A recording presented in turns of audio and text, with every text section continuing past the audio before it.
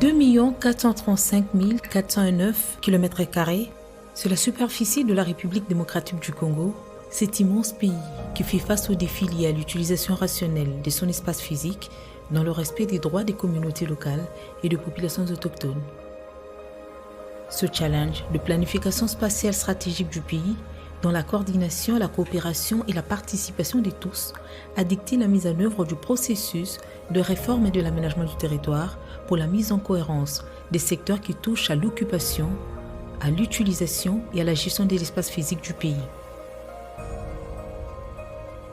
Ce projet a porté le poids du véritable engagement politique, social et économique. Chaque ministre a apporté sa touche à la réussite de cette réforme. En mai 2015, le ministre de l'Aménagement du Territoire, Urbanisme et Habitat, Omer Ekbaké, avait donné le temps par le lancement à Kinshasa de l'Atelier national de la réforme et de l'aménagement du territoire. Le gouvernement de la République a mis en place par le biais du ministre de l'Aménagement du Territoire, Urbanisme et Habitat, des stratégies concrètes pour doter notre pays d'un parc immobilier important, répondant aux normes d'un habitat de qualité et aux besoins de nos compatriotes et indicateur du développement humain. 2 ans plus tard, ce ministère a été retenu comme un portefeuille autonome avec des attributions spécifiques. Félix Kabangi-Numbi est ainsi nommé ministre de l'Aménagement du Territoire et Rénovation de la Ville en juin de la même année. Il a ainsi lancé la campagne de sensibilisation sur les concepts d'aménagement du territoire et procédé à la mise en place de la cellule d'appui technique à la réforme et de l'aménagement du territoire. Bien aménagé, il faut d'abord une coordination. Aujourd'hui, le ministère de l'Aménagement du Territoire va coordonner les activités des ministères sectoriels. Il y a plus de 14 ministères qui en fait travaillent dans le cadre de l'aménagement du territoire. En 2019, ce jeune ministère se voit confier au ministre Agémate Mbototo. Sous son mandat, le Conseil des ministres du 3 juillet 2020 a adopté la politique nationale d'aménagement du territoire. Ce qui a ouvert la voie aux grandes rencontres avec les différentes parties prenantes pour valider la politique et l'avant-projet de loi. Avec l'avènement en 2021 de Maître Guy Luandomboyo, ce portefeuille a porté des galons et élevé au rang du ministère d'État. On ne peut pas penser au développement de Kinshasa sans intégrer l'aspect de l'aménagement de la ville-province de Kinshasa. Cet aménagement passe avant tout par une planification en amont. La planification en termes d'outils. Aménager la ville-province de Kinshasa, c'est déterminer de manière cohérente quel type d'activité nous aimerions avoir pour la ville-province de Kinshasa et pour quelle finalité. Cela passe avant tout par la détermination de où est-ce qu'on peut avoir des espaces pour habiter en termes de résidence, où est-ce qu'on peut avoir des espaces pour avoir des activités commerciales. Cette planification passe aussi en termes d'infrastructures. Nous nous sommes déjà engagés depuis 2017 dans un processus de la réforme de l'aménagement du territoire. Pour celles et ceux qui ne connaissent pas très bien l'aménagement du territoire, c'est un secteur crucial qui est au centre de tout. Quelle politique de planification spatiale pour la ville-province de Kinshasa face au défi de la croissance démographique? La succession des différents ministres et la contribution des uns et des autres a permis d'éponger plusieurs pesanteurs relatives à ces secteurs, notamment les conflits liés à l'affectation et à l'utilisation de l'espace et le manque accordé à l'aménagement du territoire comme un secteur porteur, attractif et capital pour les développements socio-économiques et durables de la République démocratique du Congo. L'aménagement corrige beaucoup de choses. Dans un pays qui est en voie de développement comme le nôtre, là, on ne peut rien faire sans planification. Lorsqu'on veut planifier, on doit identifier les ressources disponibles, quels sont les espaces aussi disponibles. D'où l'aménagement nous permet à la fois de connaître nos ressources par rapport à chaque secteur, mais aussi à reconnaître quels sont les espaces qui nous disponibilisons.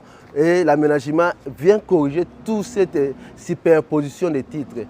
On ne peut pas avoir dans le même endroit les ressources minières, forestières, même des ressources hydrocarbures. Mais l'aménagement, il est là pour trancher aussi un peu d'orienter quelle est la vision globale de notre pays, qu'est-ce qui est priorité par rapport à tes ressources. Donc c'est ce qui est aménagement a voulu corriger. Mais il vient aussi corriger dans tout ce qui est comme affectation. Actuellement, pour affecter tout espace, il est utile de se référer dans des outils appropriés. En 7 ans de parcours, ce programme de la réforme de l'aménagement du territoire a pu doter les pays des outils de planification spatiale dans l'objectif de lutter contre ces multiples disparités, les équilibres inter- et intraprovinciaux, les inégalités criantes dans la répartition des équipements et infrastructures de base et les conflits fonciers récurrents sur le territoire national. Je suis satisfait de ce qui a été fait comme travail parce qu'un certain nombre de livrables attendus existent et sont disponibles. Je pourrais citer les principaux livrables qui étaient attendus. Le programme d'appui à la réforme de l'aménagement du territoire devait mettre comme livrable fondamental la politique nationale d'aménagement du territoire. Cette politique a été adoptée en Conseil des ministres le 3 juillet 2020. La réforme de l'aménagement du territoire devait produire un avant-projet de la loi relative à l'aménagement du territoire, qui devait évoluer en projet de loi relative à l'aménagement du territoire, adopté en Conseil des ministres le 18 septembre 2020. La loi a pris son parcours à partir d'octobre 2020 à l'Assemblée nationale et à la fin de la 3e législature, en décembre 2023. 7 ans d'expérience, 7 ans de parcours, 7 ans d'échanges, couronnés par des livrables phares, notamment la politique nationale, l'avant-projet de loi adopté en juillet 2020 en Conseil des ministres, puis celle de la loi en octobre 2020 à l'Assemblée nationale. À ceci s'ajoute le guide méthodologique d'élaboration des outils de planification spatiale, le plan simple d'aménagement du territoire et aussi le schéma national de l'aménagement du territoire après études sectorielles sur les capitales forestiers et le potentiel. Autre document produit, le plan des communications, le document d'organisation des formations ainsi que le plan directeur informatique. Avec le décret du 26 mars 1957 devenu obsolète face aux enjeux de l'heure concernant l'organisation des villes, la République démocratique du Congo, pays en voie de développement durable avec une inclusion des avantages liés au partage pour créer de la cohérence dans le fonctionnement de l'espace au profit d'une cohésion territoriale et des services nécessaires aux populations, était contrainte de faire de l'aménagement du territoire un ministère autonome afin de jouer le rôle régalien. À l'époque coloniale, les gens ont fait l'aménagement vers les métropoles. Ils ne faisaient pas l'aménagement vers la République du Congo. C'est maintenant-là que nous voulons faire l'aménagement sur base de la République du Congo. Savoir qu'ici, à l'Équateur, on produit quoi? Pour le côté Bandou, on produit quoi? Comment les gens de Bandou peuvent nourrir les gens de Kassai? C'est base de l'aménagement du territoire. La réforme était très bénéfique pour nous d'abord, les aménageurs de la République, et pour la République aussi. Parce qu'au niveau de l'aménagement du territoire, l'aménagement du territoire mène la paix, résout beaucoup de problèmes sur le plan spatial de notre pays. Mais auparavant, il n'y avait rien, les gens faisaient comme ils voulaient. Mais je crois qu'avec toutes les études qu'on a produites, d'ici 2030, les gens, le pays vont bouger réellement sur l'aménagement du territoire. Sur la loi, comme socle, dans la prise en compte du... Le projet de loi a été adopté par les 2 chambres et transmis au président de la République pour promulgation. Et nous attendons cette promulgation.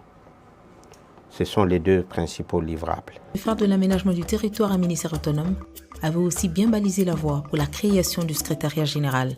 Une avancée dans l'organisation et fonctionnement de ce ministère. Nous sommes dans une jeune administration. Les réformes, c'était bienvenu pour nous parce que ça nous a aidé de faire beaucoup de choses, de faire des livrables, de faire quelque chose, de faire parler de l'aménagement du territoire dans notre pays. L'accompagnement était difficile. Parce qu'aller dans les provinces, tout ça, retrouver les gens qui ne connaissent rien des notions d'aménagement, il faut les former, faire la mise à niveau des agents expliquer aux autorités le bien fondé de l'aménagement du territoire. Vraiment, aujourd'hui, là, je peux vous dire que ça a été contredit. Beaucoup de gens de la population congolaise, maintenant, savent maintenant l'importance de l'aménagement du territoire. À l'époque, les gens savaient seulement l'urbanisme, l'affaire foncière. Or, d'abord, avant d'arriver à l'affaire foncière, il faut commencer par l'aménagement. Les gens ne savaient pas. C'est pour ça que vous savez, il y a des inondations par-ci, par-là, parce que les gens faisaient comme ils veulent. Les structures étatiques sont aussi entrées dans cette cour des grands. L'on peut citer la création de l'ONAT et du FONAT, cette dernière qui a pour mission la mobilisation de ressources financières. Avec la réforme, la création de cet établissement est venue comme un bras financier de l'aménagement du territoire. Le FONAT est un bras financier de l'aménagement du territoire. À côté, il y a aussi une agence, Agence nationale de l'aménagement du territoire, ANAT, qui est un bras technique. Et nous sommes un bras financier. Nous mobilisons des ressources pour faire face à un défi énorme que l'aménagement du territoire, le ministère de l'aménagement du territoire doit relever dans la République démocratique du Congo. Nous sommes très fiers d'assumer cette responsabilité. Seulement que jusque-là, parce que c'est depuis 2021, nous sommes aujourd'hui 2025, nous faisons un effort pour accompagner le ministère dans cette lourde tâche. Seulement un élément important qui nous manque aujourd'hui, c'est la loi, qui jusqu'à aujourd'hui traîne encore au niveau du Parlement. La loi a été votée par le Parlement passé et c'était parti au niveau de la présidence pour la promulgation. C'est retourné au niveau du Parlement dans l'attente qu'on pouvait déjà avoir le quitus du Parlement pour permettre à ce que nous puissions avoir, qui va plaire à son Excellence, Monsieur le Président de la République, qui pouvait promulguer cette loi et nous permettre maintenant de parfaire notre rôle, à atteindre notre objet social. Mais c'est cette loi-là qui constitue vraiment un obstacle dans tous les sens. La réforme de l'aménagement du territoire, un processus transversal, multisectoriel et multi-acteurs. L'émission, par son Excellence, Monsieur le ministre d'État, consistait à élaborer les cadres et structures organiques, avoir les manuels de procédure, les statuts du personnel et les règlements d'entreprise. Nous avons tout fait et nous avons déposé, on s'est auto-évalué, on s'est dit, OK, pour ces points, on a déjà terminé. Mais quant à la mobilisation, c'est à partir de là que nous vous exprimons notre difficulté, qu'on ne sait pas mobiliser parce que pour éviter la tracasserie, nous devons avoir un soubassement. Mais lorsqu'on n'a pas encore la loi, qu'est-ce que nous pouvons faire? C'est pourquoi nous plaidons auprès du Parlement qu'il plaise au Parlement de faire un effort de façon que cette loi soit transférée chez le Président de la République pour la promulgation et ça va nous permettre de nous mettre à l'aise pour parfaire maintenant notre objet social. Pour la République démocratique du Congo, pays solution face à la crise climatique, l'aménagement du territoire reste un secteur habilitant de la gestion de l'espace physique et un des piliers de la stratégie du cadre national RED depuis juin 2015, soit 6 ans après l'adhésion du pays à ce processus et 3 ans après la validation de ces stratégies en novembre 2012. Nous allons suivre comment cet espace physique de notre pays est utilisé pour éviter des phénomènes d'éboulement, pour éviter les phénomènes d'érosion, pour éviter toute occupation qui ne soit pas conforme à l'affectation au préalable de cet espace-là. D'où il y a un service qui a été créé qui s'appelle l'ONAT, l'Observatoire national d'aménagement du territoire. Ce service a pour rôle de constater l'utilisation de l'espace physique et de faire stopper tout mauvais usage qu'on fait de l'utilisation de notre espace physique. C'est grâce au financement de l'initiative de Forêt Centrale à hauteur de 8 millions de dollars américains accordés au FONARED dans 2 tranches que ce processus a pu être matérialisé avec le PNUD comme agent de mise en œuvre. Au regard des résultats remarquables, ce ministère d'État en charge de l'aménagement du territoire peut enfin contrôler et surveiller de manière permanente et contextuelle l'harmonisation des actions et opérations ayant un incident sur la transformation de l'organisation spatiale. L'enjeu qui a impulsé le développement à la base.